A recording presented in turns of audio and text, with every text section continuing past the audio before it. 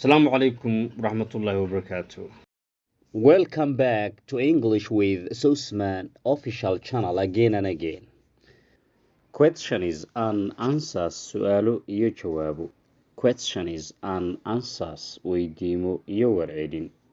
Why has English become an international language? Muxuu Englishka u noqday luqad caalami ah? Why has English become an international language? Muxuu Englishka u noqday luqad caalami ah? Because maxaa yeelay sababtoo ah the British government dowladda Ingiriisiga colonized ayaa gumaysatay many countries wadamo badan. That is why taasi waa sababta English became uu Englishka u noqday an international language luqad caalami ah or the world's first language ama luqadii koowaad ee dunida. Because sababtoo ah the British government dowladda Ingiriisiga colonized ayaa gumaysatay many countries wadamo badan. That is why taasi waa sababta English became uu u noqday an international language luqad caalami ah or the world's first language ama luqadii koowaad ee dunida.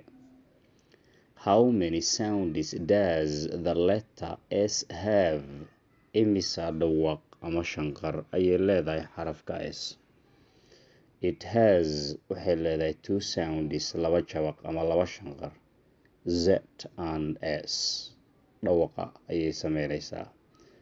What sound does the letter L have in the word half?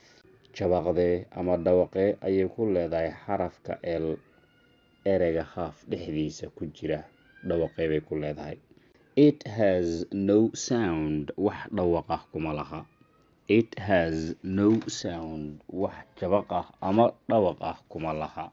Where were you? Xaggee baad ahayd? When goortii the bloody civil war dagaalkii sokeeyo dhiigga ku daatay started uu ka bilowday in Soomaaliya.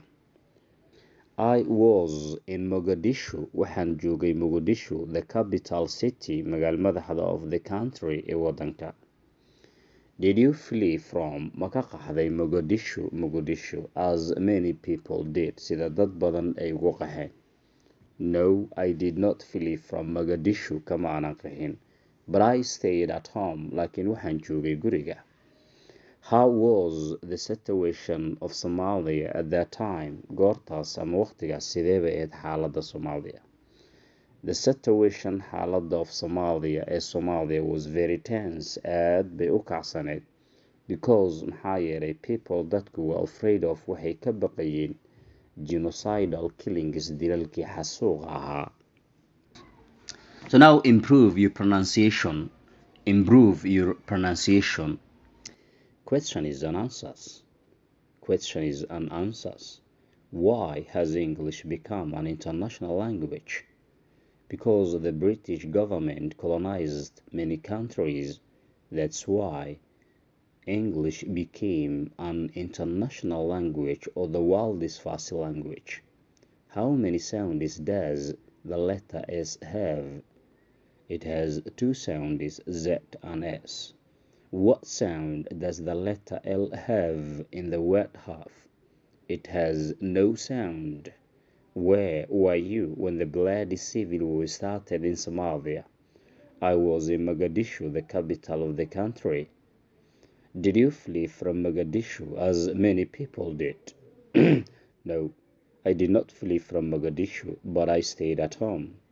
How was the situation of Somalia at that time? The situation of Somalia was very tense because people were afraid of genocidal killings. Thanks.